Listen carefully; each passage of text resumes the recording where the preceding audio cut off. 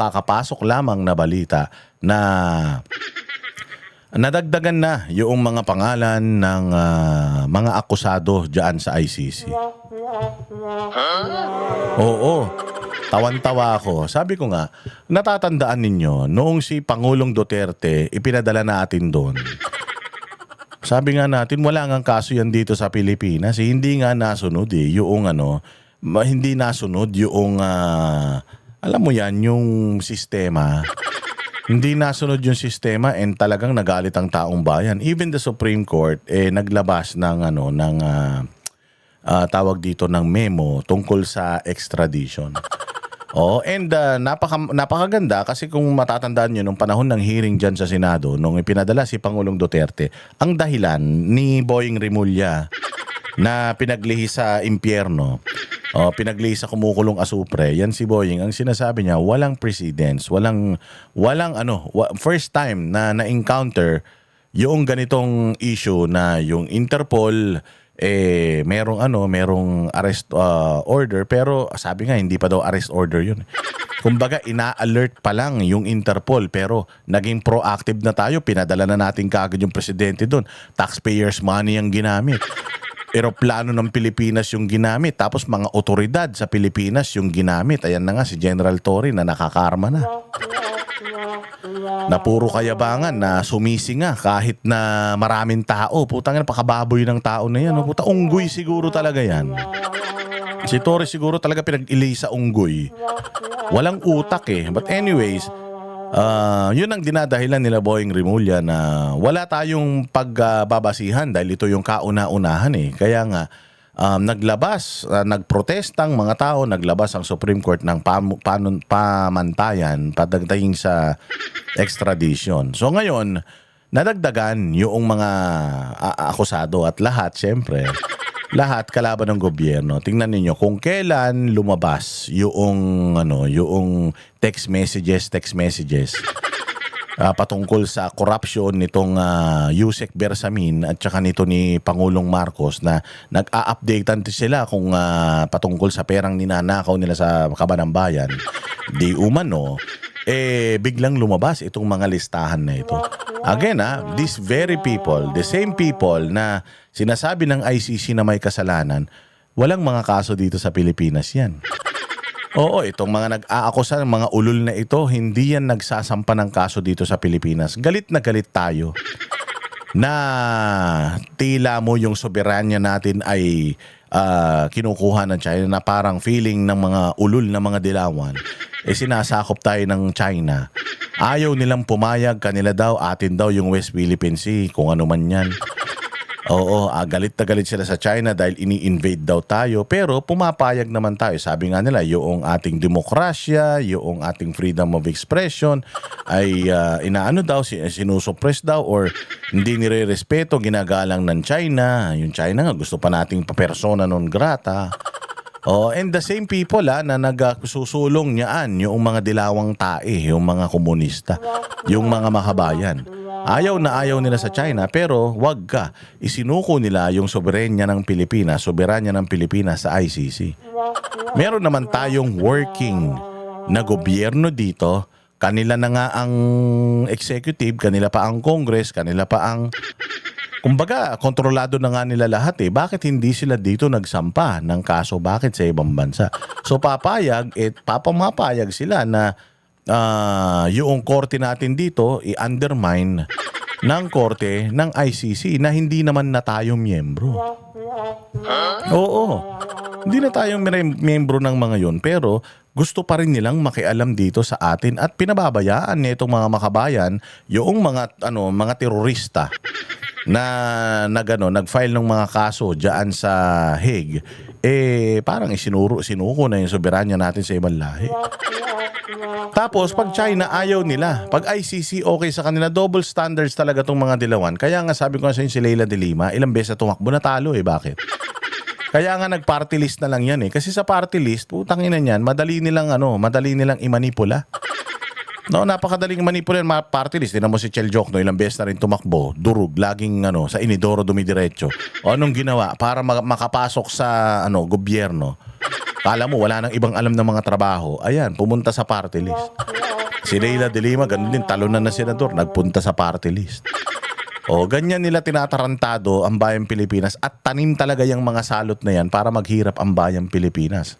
Okay lang man sa akin, ayaw natin sa China, pero dapat ayaw din natin sa ibang korte na i-overpower o itong ating korte dito sa Pilipinas. Gumagana. Napalaya nga si Leila de Lima, napalaya si Kerwin Espinosa, tapos na-acquit si Reza, Maria Reza. Putangin na, lahat na nga ng mga kriminal dito sa Pilipinas napalaya. Ibig sabihin, gumagana yung justice system. Bakit tayo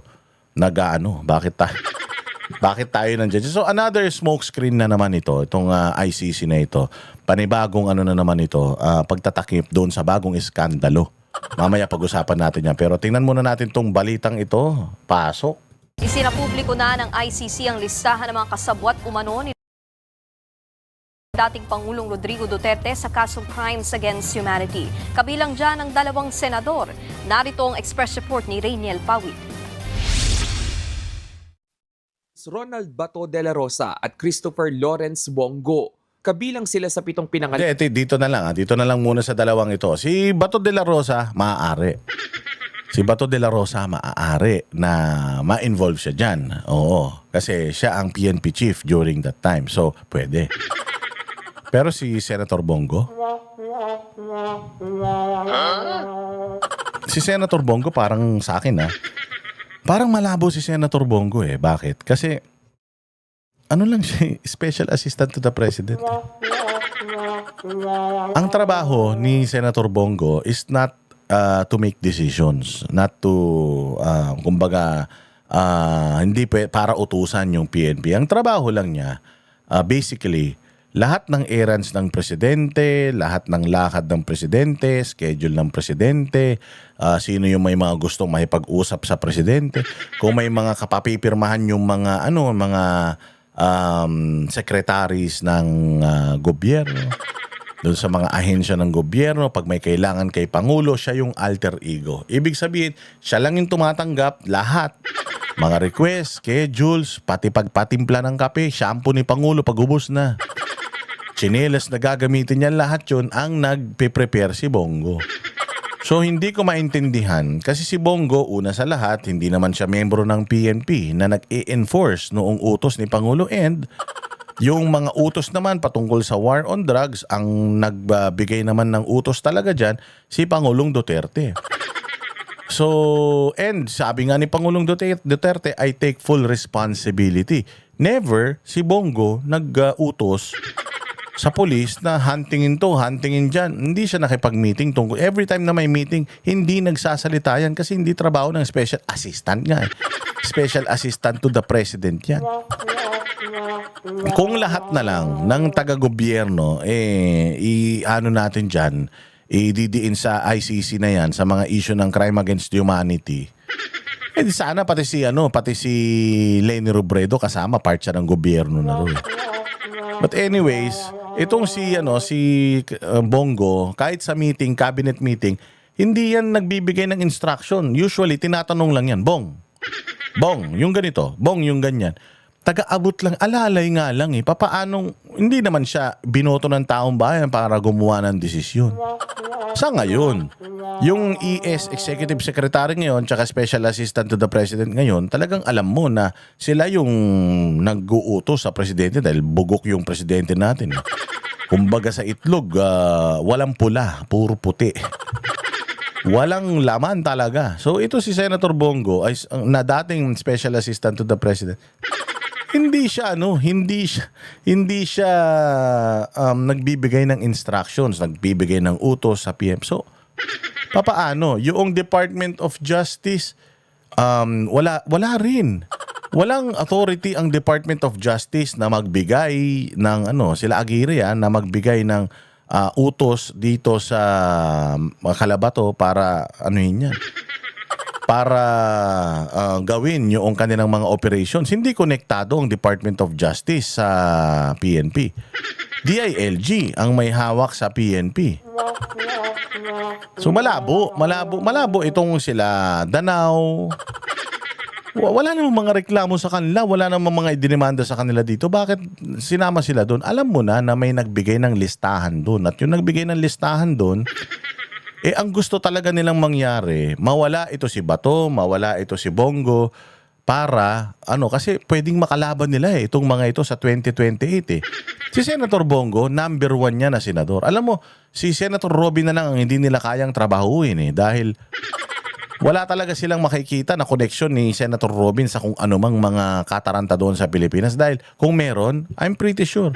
Pati si Robin Padilla, sinama nila dyan sa ICC na yan para lang ma-eliminate yung mga posibleng makakalaban nila sa 2028. Bongo is number 1. Bato is number 2. Senator Robin is number 1. So napakadelikado nitong mga to. Ibig sabihin, may pag-asa at may potensyal ang mga ito na maging presidente ng Pilipinas if ever ma-impeach si VP Sara. Kasi talaga naman pinapatrabaho nila si VP Sara. Tsaka isa pa, aside from that, meron ngang mga lumabas na naman na issue patungkol dyan sa text message. Kaya pinagtatakpan na naman nila yan. Para hindi mapag-usapan, kita ninyo, napapag-usapan ba yung text message na yan? Hindi masyado, hindi ba? Kaya lumabas ito para mapagtakpan na naman yan. Dana ng International Criminal Court na co-perpetrators o kasabwat sa kasong Crimes Against Humanity sa War on Drugs ni dating Pangulong Rodrigo Duterte. Kasama rin dito ang mga opisyal ng nagdaang Duterte administration na sina dating Justice Secretary Vitaliano Aguirre II. Ayan, former PNP Chief Vicente Danao, former NCRPO Chief Cascolan, former NCRPO and PNP Chief Albayalde, PDEA Chief La Peña, NBI Director Girian, anak ng tinapay, talagang lahat. Lahat ng mga tao ni Pangulong Duterte noong nakaraang taon, nakatulong niya sa peace and order. Lahat kinasuhan. Ang galing, no? Paano naman nakilala ng ICC itong mga ito? Tsaka tinan nyo, kay Pangulong Duterte nga wala silang ebidensya. Natatandaan nyo, nananawagan sila noong nakaraan. Nananawagan sila na may mga lumabas pang mga tao para mapatunayan pa. Para mapatunayan yung akusasyon laban sa kanya. Kay Pangulong Duterte nga wala silang wala silang ebidensya. Dito pa kaya? At saka itong mga tao na to, sabi ko nga sa inyo, Senator Bato, yung mga naging PNP chief na yan, pwede mong imbestigahan. Pero naman, ito si Senator Bongo, malabo talaga, tsaka si Aguirre. Sobrang labo talaga, lalo na si Bongo, dahil hindi naman siya decision maker, Diyos mio. Ito si Vitaliano Aguirre. Magiging sangkot lang ito si Vitaliano Aguirre kung may mga biktima na nagsampa ng kaso sa kanya tapos dinismiss niya lahat. O kaya ginamit niya yung kapangyarihan niya para i-manipulate itong mga kaso na ito. O napatulad ng ginagawa ni Boying nung nasa DOJ siya. Wala man tayo mabalitaan. Kaya nga sabi ko nga sa inyo, itong mga kaso, itong mga tao na ito na nagbibintang sa mga Duterte, hindi naman sila nagsampa ng kaso dito. Alam kasi nila na hindi magfa-fly. Si Bongbong na presidente, galit na sa mga Duterte, hindi nyo pa rin i-file yung kaso dito. Kasi nga, ang gusto nyo lang naman talaga, mapatalsik sila sa Pilipinas, mapadala sila ron para hindi na sila makatakbo rito. Politika lang naman to. Gusto nilang matanggal sa equation si Bato, si Bongo, si Chis Escudero, lahat yan gusto nilang matanggal yan sa equation dahil posible yan na pwede nilang makalaban. Politika man lang yan. Mga dating hepe ng PNP na sina Vicente Danao, Oscar Albayalde at dating NCRPO Chief at yumaong si Camilo Cascolan, former NBI Director Dante Gueran at dating PDEA Chief Isidro La Peña. Base sa dokumento ng ICC, si Duterte raw ang namuno sa kanila para patayin ang mga pinaghihinalaang kriminal na may kinalaman sa illegal na droga mula November 1, 2011. Sabi ko nga sa inyo, hindi pwedeng si Duterte ang mamumuno. Si Presidente talaga ang pinuno ng Pilipinas. Nang problema lang, lahat ng nangamatay noon, isinisi na sa kanya dahil lang dun sa declaration niya ng gera against droga. Saan ka naman makakita ng gera na walang namamatay? Kung hindi ginawa ni Pangulong Duterte yun, wala na. Ngayon pa nga lang di ba, para na tayong cartel land. O narco-politicians na yung mga nandirito sa Pilipinas. Imagine niyo kung hindi ginawa ni Pangulong Duterte doon. Gaano karami? Baka yung droga ngayon nabibili na sa 7-Eleven. Kung hindi ginawa ni Pangulong Duterte yan, sabi ko sa inyo, baka yung magbabalot, hindi na nagtitinda ng balot, shabu na tinitinda. Baka nga sa sobrang oversupply at sa oversupply na rin ng adik sa Pilipinas, baka nga 1 gramo ng shabu, baka 200 na lang. Kung hindi ginawa ni Pangulong Duterte yan, ano kayang klaseng Pilipinas? O imagine mo, hindi ginawa ni Pangulong Duterte yan, yung trabaho niya, tapos si Bongbong pa yung presidente ngayon, di. Pucha ka na, anong klaseng Pilipinas? Baka mas masaol pa tayo sa Africa. Hanggang March Alam niyo ang dapat ang dapat managot sa crime against humanity. Alam niyo yung pagta-transfer ng pera sa mga ahensya ng gobyerno, yung corruption sa DPWH, and the fact na maraming namatay dahil sa corruption. Yan ang crime against humanity. Dapat ang kinukulong diyan si Bongbong, si Romualdez, at saka yan si Sandro Marcos dahil di umanong mga kawatan ng mga yan. At dahil sa pagnanakaw nila, ghost projects nila, ang daming namatay sa Cebu. O, di ba dapat yan ang pinakukulong natin? 16, 2019. Idinetalya rin ng ICC ang mga naging papel nila sa madugong war on drugs. Matatanda ang naging hepe rin ng Davao City Police si Senator Bato bago maging PNP chief noong 2016 hanggang 2018. Si Senador Bongo naman naging personal aide ni Duterte mula pa nang maging alkalde siya ng Davao City. Oh, personal aid. Personal aid. Hindi siya nagbibigay ng utos, tumatanggap siya ng utos. Aid nga eh. At hindi naman kasama sa trabaho niya ang mag-supervise or magpasimuno ng mga operations ng pulis. Di naman siya pulis. Paano siya madadamay dito? Diyan pa lang, alam mo na, tanga yung kaso na yan. Tanga itong ICC. Putang ina, alam mo na hindi nila alam. Itong si Bongo, wala namang authority. Naiintindihan natin yung mga PNP chief na yan. Naiintindihan natin, damay sila dyan. Pero ito, at saka si Aguirre, napakalabo naman yata niyan. Hanggang sa maging Pangulo. Ayon pa sa prosekusyon, habang alkalde pa si Duterte, ginamit niya katuwang si Bongo, ang Davao City Police at iba pang hitman para patayin umano ang mga kriminal. Umano. Di umano. Walang bibigyan ko kayo ng isang example. Sa Senate inquiry, tinanong si Leila de Lima. Tinanong si Leila de Lima ni Jinggoy. Sabi ni Jinggoy, you've been the Commission on Human Rights chairman. CHR chairman ka. Tapos ikaw pa ang naging Department of Justice Secretary. After that, naging senador ka pa. And since Commission on Human Rights ka, ang tagal mo nang iniimbestigahan yung DDS, yung Davao Death Squad, di umano dyan sa Davao. Tinanong siya, meron ano na nangyari sa mga investigations na ginawa mo against Davao Death Squad sa Mindanao? Wala. Nakapagsampa ka ba ng kaso? Wala. Paano nangyari yun? Siya na mismo na dinivote niya yung time niya bilang CHR para panagutin si Duterte. Nagkaroon pa siya ng kapangyarihan ng NBI, ng pulis dahil naging DOJ secretary siya. Hindi nga siya nakahanap ng kahit isang ebidensya na makapagpapatunay or makakapag-link kay Pangulong Duterte dito sa DDS or na merong DDS eh. Walang nakakapagsabi na meron. Meron silang mga testigo pero puro hearsay lang. Yung mga nila doon, yung mga bintang nila kay Pangulo.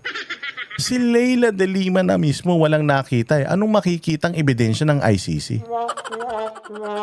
Kasi kung may ebidensyang ipinresinta yung prosecution sa ICC, dapat nang ipresenta nila sa Pilipinas. But the fact that they did not even tried na magsampa ng kaso kay Pangulong Duterte, kahit 2 years na siyang wala sa posisyon, ibig sabihin wala silang ebidensya. So walang kakwenta-kwenta ito. Inatas daw yan ni Duterte sa mga miyembro ng tinaguriang Davao Death Squad. Ginamit din daw ng dating Pangulo ang kanyang posisyon at impluensya para sa paggawa ng krimen sa buong bansa. Dito na rin daw mas nagkaroon ng kontrol ang mga kasabwat niya. Wala pang komento ang mga pinangalan ng kasabwat umano ng dating Pangulo. Pero sa huling panayam kay Albayalde noong March 2025, sinabi niyang handa siyang humarap sa ICC. Para naman sa abogadong si Cristina Conti na kumakatawan sa ilang drug war victims, ang paglalahad sa mga kasabwat ng dating Pangulo ay patunay aniya ng kawalan ng pananagutan sa ilalim ng Administrasyong Duterte. Hindi kayo nagsampa ng kaso. Kaya walang pananagutan noong panahon ni Duterte kasi hindi kayo nagsampa ng kaso sa Pilipinas. Kung sana nagsampa kayo ng kaso sa Pilipinas, di sana hindi tayo nagkaganito. Di sana dito natin tinatry ang mga yan, hindi sila nandoon. Sabi ko nga sa inyo, mahirap ba ang sitwasyon ng kulungan sa ibang bansa? Hindi.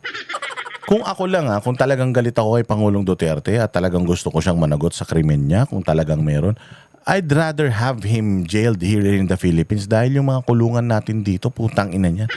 Mas maganda pa yung bahay nung daga kaysa sa kulungan natin dito. So I will have him jailed here para maghirap siya. Walang aircon yung mga kulungan dito. Alam nyo ba sa ICC? Diyan sa Den Haag, yung detention facility dyan. Alam nyo ba na maayos dyan? Maayos ang pagkain dyan, maayos ang kwarto nila dyan, may kanya-kanya silang mga CR. Tapos, araw-araw pwedeng dalawin. Magandang klima, malamig, hindi katulad dito, mainit, nanlilimahid, puro pigsa. Yung mga... Kung talagang gusto kong panagutin si Pangulong Duterte at pahirapan, dito ko siya ikukulong. Pero alam nitong mga ulul na ito na wala silang pinangahawakan kay Pangulong Duterte. Wala silang ebidensya eh. Oo, doon lang sila sa yung presumption of guilt kapag may kaso ka. For optics na baka sakali itong mga tao na ito hindi na manalo sa eleksyon. Pero hindi.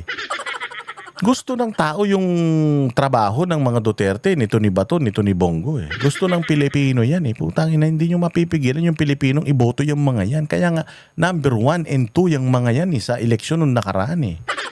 Tarantado pala kayo eh. Sa And the reason why nasa ICC sila, because dito, hindi sila sikat. Dito, hindi sila ina-acknowledge. Dito, tinataboy sila yung mga komunista na yung mga kupal na mga, na mga makakaliwa na galit kay Pangulo. Hindi sila makakabola dito. Kaya nga doon nila dinala dahil putya mga kalahi nila yung mga nandoon eh, mga baliw. Yon dagdag na 500 biktima ng war on drugs ang nag-apply para palakasin ang kaso laban kay Duterte. Sa February 23 hanggang 27 gaganapin ang confirmation hearing kung saan tutukuyin kung may sapat na basehan para litisin ang dating Pangulo. Nandoon pa lang eh. Oo, may sapat bang dahilan para litisin ang Pangulo? Nandoon pa lang eh. Wala. Utangin na nyo. Yari kayo dito. O ay, tanong naman po.